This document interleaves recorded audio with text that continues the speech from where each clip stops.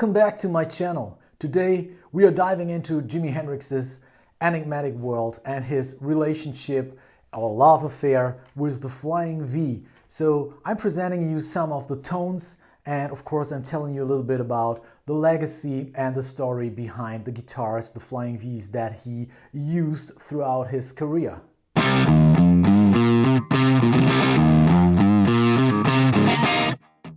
And to show you some of the tones that Jimi Hendrix's get out of his Flying V, I'll be using this guitar here. It's my beloved 1991 Hall of Fame Gibson Jimi Hendrix signature guitar. It's a gorgeously looking, playing and sounding guitar. With the guitar, I'm going into my Univibe, my Sabbadius Funky-Vibe 68.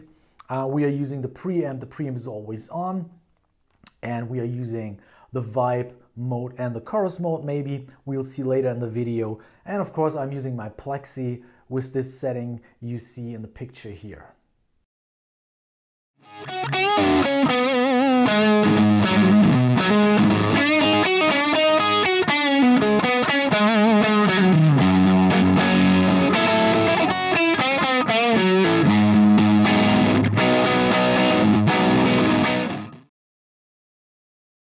Let's talk a little bit about the Flying Vs that Jimi Hendrix acquired and that he played throughout his career. Let's start with Love Drops, which is one of the most famous Flying Vs ever.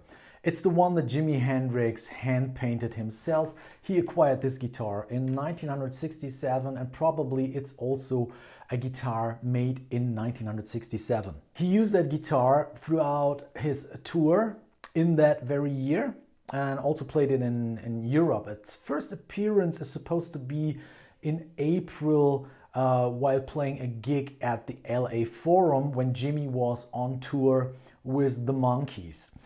He also used Love Drops for several TV appearances, for example at the French TV show Dim Dum Dum, where he played that guitar.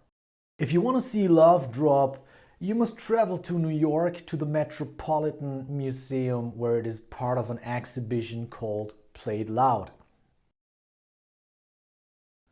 So let's move on. In the late 60s, he acquired a Tobacco Burst Flying V.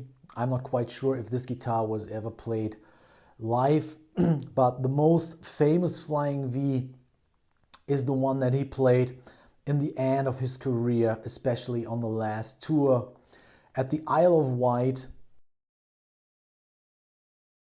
and during his famous concert on the Isle of Maui, Hawaii, where the movie Rainbow Bridge was shot at that time. Okay, let's recreate some of the famous sounds. What we know for sure from the video material is that Jimi exclusively played the middle position when he switched to the Flying V. Get this great mixture between a single coil and a humbucker sound. It's a pretty hybrid sound.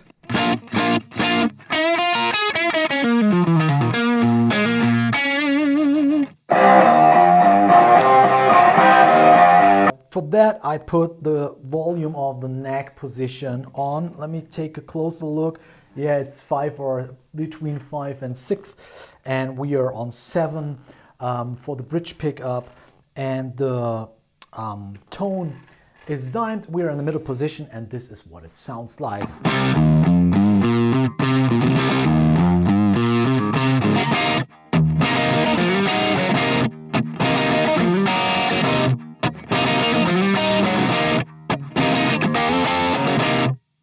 Yeah, that's already pretty close. We have this woodiness, we have a slight overdrive in it, but it's very warm. And some of the bass tones, yeah, might sound a little farty, but if you listen closely to the recordings, that is exactly the sound the guitar produced.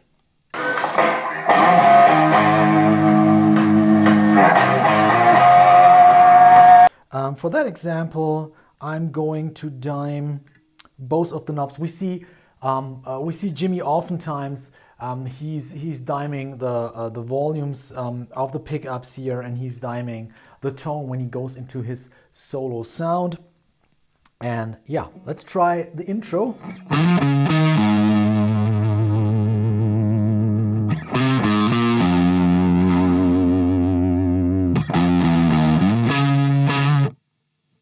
Yeah, you hear that. I can only call it fartiness, but it's yeah.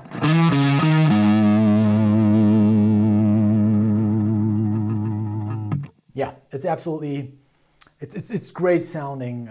So throughout the Isle of Wight gig, he is then returning the volume of both pickups a little bit, and he fiddles a little bit around and tries to find his sound for the verse for the verse of Dolly Dagger.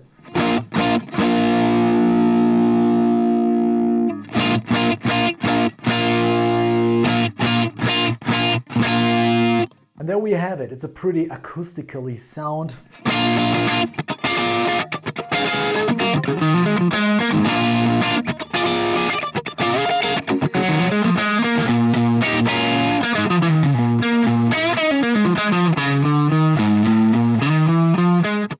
It's also important to mention that a song such as Dolly Dagger was a role model in production and sound.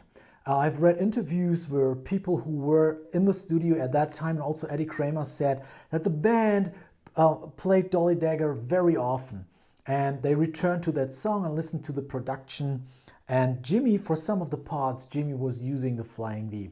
That means that in that time, when he started recording First Rays of the New Rising Sun, which only had been published posthumously, he started using and integrating the Flying V more and more. And this is what we see when we take a look at the set lists and which guitar he used. So for Freedom, Red House, a Dolly Dagger, he was using the Flying V. For Red House, we really have to reduce the volume down to 1 maybe on both pickups, maybe 2 on the neck pickup.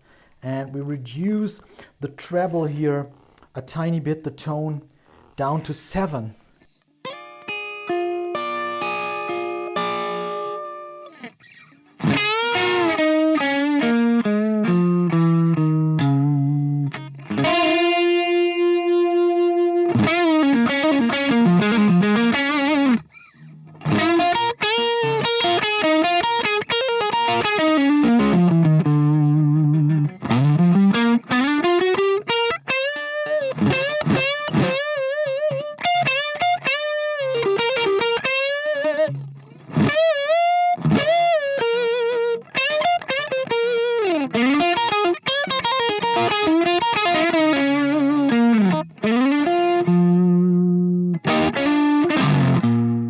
So during my research, I couldn't find out if Jimi specifically ordered this custom guitar or if it was given to him by Gibson. What we know is it was a left-handed version, which was very special to Jimi because he had all the hassle playing a right-handed guitar turnaround and then playing as a lefty.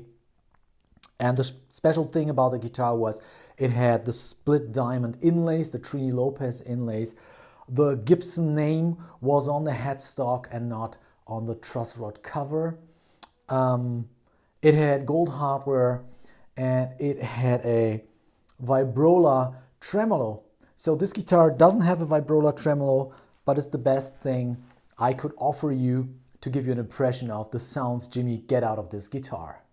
Alright, let's travel to Maui, Hawaii, where Jimi played this super famous concert. It's really one of my favorite live performances because it's so relaxed, and Jimi had a 10-day vacation beforehand, and you can just see how relaxed he is and how relaxed the entire band is. And he, of course, he uses his Flying V for that gig, and he used it for Hey Baby.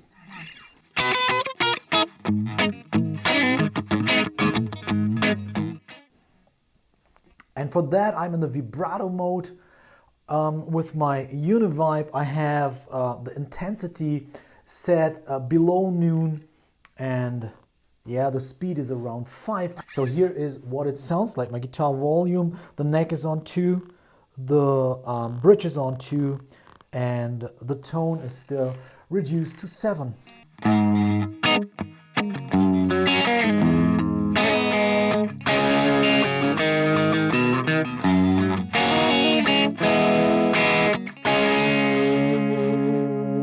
And let's turn up the volume of both pickups for a little solo sound with the vibe mode on.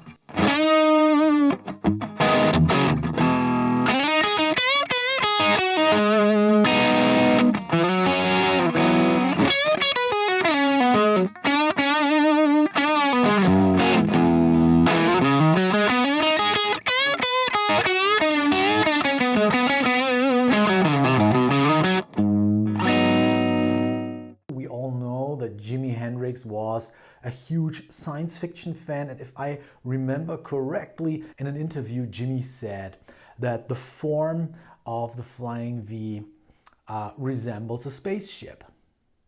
The guitar is so easy to play, and that must have had an effect on Jimmy's playing. If we take a closer look at the videos, his right hand, the positioning of his right hand is quite a bit different from the positioning that he used when playing a Strat. Of course, the knobs on his left-hand Flying V were not coming in his way. And he's holding the hand and the pick slightly different. He's playing many things here close to the neck. We see that when he plays the Strat 2, but that's pretty rarely. Most of the time his hand is resting behind the guitar knobs somewhere near the bridge. So this gives him another sound. We can clearly see that Jimmy is not hitting the strings as hard, and this really leads to another tone.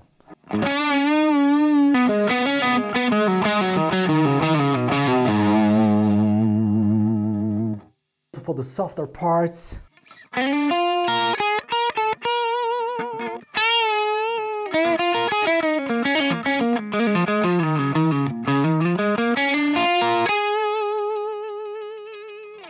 and obviously, or I think that this must have been very appealing and very attractive to Jimmy, because it really opened another sound sphere and tonal possibilities. I hope you enjoyed the video. I hope that I could give you some new information on Jimmy's use of the Flying V, and of course I hope that you enjoyed the tones. If you watched the entire video, I'd like to thank you, because this is the best support that you could give my channel so that I could put out more Jimi Hendrix related content. Let me know what you think. What are your thoughts of Jimi Hendrix playing the Flying V? Just let me know in the comments. Let me know if you have questions, and I try to come back to you as always. So thanks for watching, my friends. See you next time. Bye.